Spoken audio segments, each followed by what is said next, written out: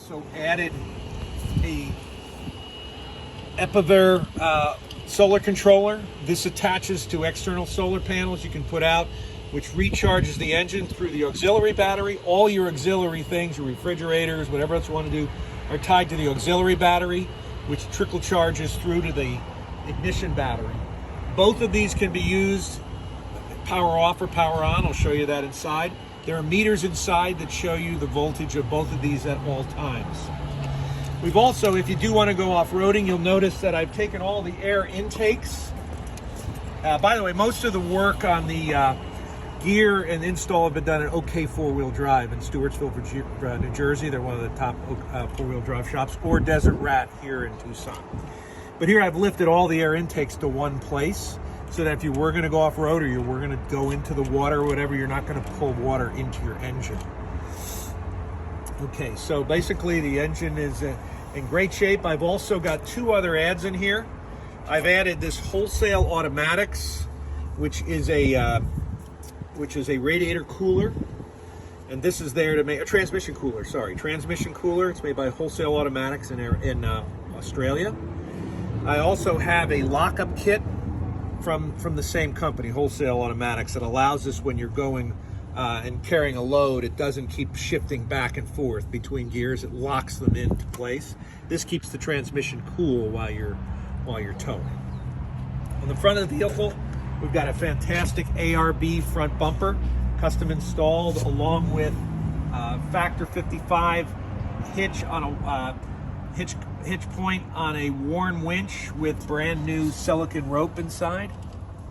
I've also custom added to the front of it a front hitch with power.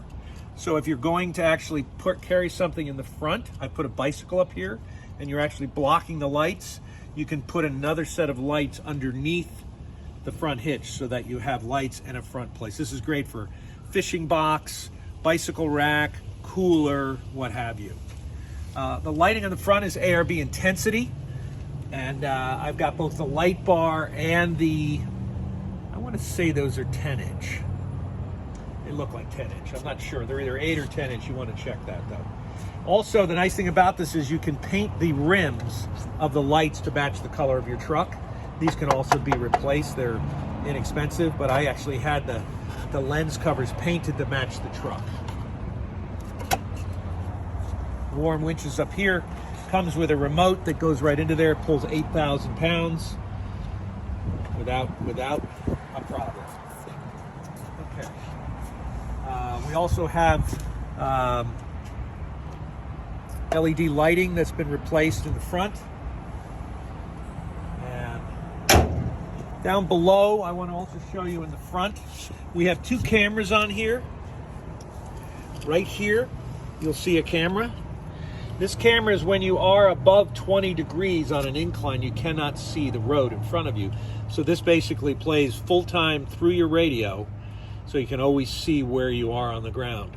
And we have one in the front, we have one in the rear, so you're always seeing what's going on. Okay. Around the top, we use a lot of front runner products. So on the rack, you'll see we've got a front runner rack with a front runner wind fairing, so that there is no humming or buzzing noise when you're driving down the road when wind goes under your rack. So this fairing locks that in. We also have Gopro mounts throughout the vehicle should you want to do any filming. They're both mirrors at the top, back. There are sets of rigid lights and front runner lights on the perimeter. These are also activated in the vehicle or with a remote. So if you were walking away, say you wanted, someone was at your vehicle, you could turn the lights on from a distance. And these four lights basically flood the perimeter of your vehicle. Up here, I've left a high lift jack rack. I was thinking of taking it off, but I didn't. So yeah, leave it on here. That way, if you want to add your high lift jack, it automatically fits in here. Also on the top, you'll see there's an antenna. This is a WeBoost antenna. Basically, what this does is when you're out in a remote area, it aggregates the cell signals from all the different providers into one, and then broadcasts it into the vehicle to create a Wi-Fi spot. So that's what that. If you look inside, you'll see the antenna that it's feeding is right there. That little thing that's sticking up. Okay. Okay, we've got rock rails on the side. I've also added Velcro patches on the driver's side and the passenger side. This would be for Velcro bag, molly work, or whatever. Put raincoats on it. Blue Ridge Overland makes bags that fit on this, so if you wanted to put a rain jacket or something else, you can stick it right there. While we're here, let me show you what's on the dash. First of all, it comes with a Midland Cb, which is used on trail rides, with a 4-foot antenna in the back. It's already got a draw tight tow controller. Over here, you're going to see, this is the gas fill tank for the long-range tanks that are in the gas tanks. There are two 30-gallon gas tanks, one that replaces the original tank and one that fills the void in the rear of the vehicle. It runs off the primary tank, and then as the primary tank goes down in your gas gauge, you press this button and it automatically pumps the gas into the front one without having to stop. So it reflects on there that it goes up? This goes up in the dash, and this goes down. So you'll see what your, let me turn it on and see what we've got in here.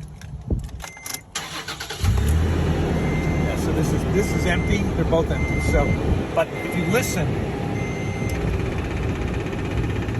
that would be this tank transferring from the back to the front.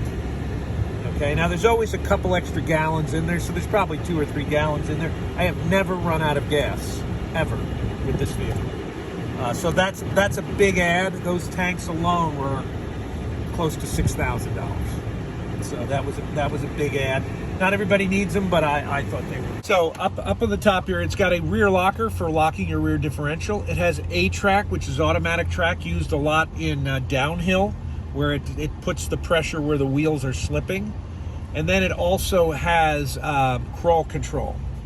Crawl control, you turn this on, you do not need to touch the gas at all. It goes as slow as a ½ mile an hour without any acceleration on your part. All you have to do is steer. So if you're going up a hill, put this on. If you want to go faster, you just turn it up here. So the first notch is a ½ mile an hour. The second is a mile an hour, 1.5 miles an hour, and I think that might be 2 miles an hour. So very slow, one wheel at a time will get you over the obstacle, and I've never gotten stuck. Anything else here? Okay, down in here, you'll see here's where I've added switches for the various lights. So we have fog lights. The big intensities are called zombie lights. Both of these can go on with high beams. The fog lights, and then this light here is the light bar. So again, you have to just be careful when you're driving on the road at night. You can't use a lot of stuff, but on road, between those, this, and then these switches down here below, these are the front lights in the front. These are the back lights in the back. This turns on the antenna. So this would be your in essence your in-house Wi-Fi based on cell signals. These would be your lights to turn on the other things. Down here in the center, this radio is a Kenwood Exelon with CarPlay. We've swapped out the USB here to automatically, when you plug in your phone, it charges it, brings up your phone screen like CarPlay does. We've also added a video component here. So in the glove box is a HDMI and another cable. If you plug into this into your phone, you can watch movies on your radio. Over here is where you've got your voltage meter. So this will show you, you've got 13.5 volts in the right battery because it's facing to the right. That's the accessory battery. And 13.5 volts in the other. Now we're running and we're charging, so that makes sense. Where you really got to watch that is when you're using your batteries offline. So when I turn everything off like this right battery is now charging. It would now be the battery we'd be using for our accessories. If I turn it like this, I'm now using both batteries. So you'd want to run it in the off position. We've also added 110 power here. We'll show you this in the back.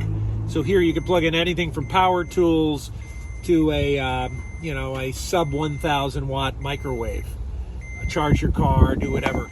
Here you'll see the controller for the Xantrex controller. As I turn that on, this powers up the Freedom X, which is a 2,000 watt inverter in the back of the truck. And I have run a microwave, pretty much a full kitchen on electric off of this thing. I've run a blender, I've run a coffee maker, everything that you would need off the Xantrex. I'll show you that in a minute. This is the controller for the Xantrex.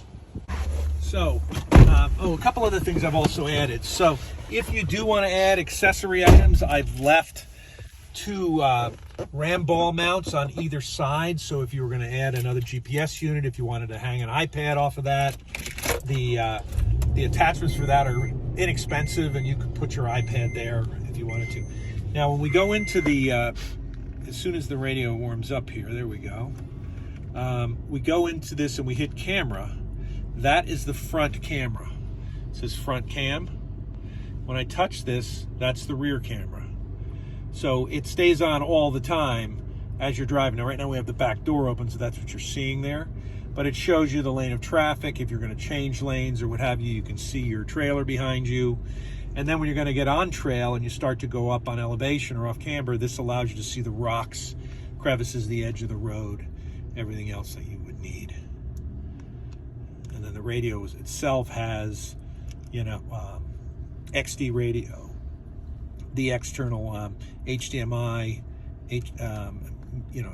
screen mirroring. You can dial your phone through it. The microphone is here. I also mentioned that I had a Cobra auto start in this. So in here, it's also a second alarm system, as well as an auto start. So if it's cold, hot out, and you want to cool off your car, you can leave your air conditioner on, turn it off, turn it on remotely, and it'll cool it. This is your 4-wheel drive. So it's high 2, high 4, and low. Yeah, and low 4. Yeah, I just want to get it neutral. Here we go. There we go. Okay, so that's your low. Everything is indicated on your dash. This is just another cigarette lighter adapter. What the heck that is? I got something got into it when we were cleaning it, I guess. Anyway, that's just another thing. Oh, and here is another USB for phone charging. So you've got 1, 2, 3, 4 USBs in the front. These are 5 volt, 2.5 amp. Is Undercarriage Lighting, and this is also available in an app. Turn this on and it turns on ambient lighting underneath the carriage. It goes white, green, red, white, and blue, whatever you'd like. And I use that if I were, again, parking my vehicle and I want to be able to find it in the dark. It's underlighting. Or if you're working outside or something, it creates underlighting. And those are also professionally installed. Here in the back, obviously we've got a fire extinguisher with an emergency pull out, so it pops right out if you were to need it. Drops in. It's been custom mounted into the car here, so that's good. We've also added some springtail boxes here as another storage box. Underneath here, you've got a mat, obviously. We've also included a mounting plate. So if you ever wanted to put drawer slides, a refrigerator mount, a refrigerator slide, anything like that, it's already pre-drilled and mounted for that. This is a goose geared piece. It's worth about $500. This is the Freedom X. This is the bomb. I mean, this thing is so cool. But this is what's powering everything up there. It's got its own circuit breaker. It's got another full outlet on top of it here. If you wanted to power in there, you could do that. It's also got pigtail here that you can again add something. And I've also added, there's obviously a cigarette lighter adapter you can use. There's also an Anderson receptacle. This also goes right to the accessory battery. So if you wanted to plug your fridge in using an Anderson, it would not come out versus a cigarette lighter. So this, anytime you use an Anderson connector, that would be your best bet. And then obviously there's another outlet here. So plenty of electric. Down in here, there's a little storage for your jack. But I used a high lift jack because it is lifted. I should also mention a couple things about the suspension. So we are running on, I'm going to say about 6 or 8 month old Old Man Evu BP51s. Those are the coilover shocks that we have around the vehicle. We also have relatively new Cooper SST Pro Discoveries, and we've got a really high profile tire. The shocks are also adjustable. We also have re-geared the truck from its standard 3.1 to a 488. 488 or 456, it'll be on my list there. But it's got a lower gear ratio, so that when it is going uphill, it moves a lot smoother, it tows a lot better than a stock vehicle would. And then we're on about a 3-inch lift overall. It's got the original TRD wheels, and it's plated trail. Oh, I added these two. This is just, I put things behind here. I hang paper towels in there. So they're just diamond plate. This is the rear camera. This also is available all the time. So if you're driving and you've got a trailer or back of your truck is loaded, this becomes your rear view mirror. Not just your backup camera, but it's available all the time. This is a Safari Snorkel. This basically is used in 2 ways. First of all, the air intakes for the engine, you saw they were tied up over there for those smaller air intakes, but this is the big air intake of the engine that goes into the carburetor. People use these if they're going to go in the water or if they're going to be in the dust, so that you're not sucking dust into your engine. So when you are traveling in the desert, you could put a sock over this or a t-shirt, and the air that would go in here, it would block the dust from going in. Otherwise, it's just coming in through the engine. Gotcha. So this is basically helping filter the air into your engine or protect your engine if you're going to be underwater or what have you. There's another good picture of the OEMs in there. And they're brand new. I just bought them.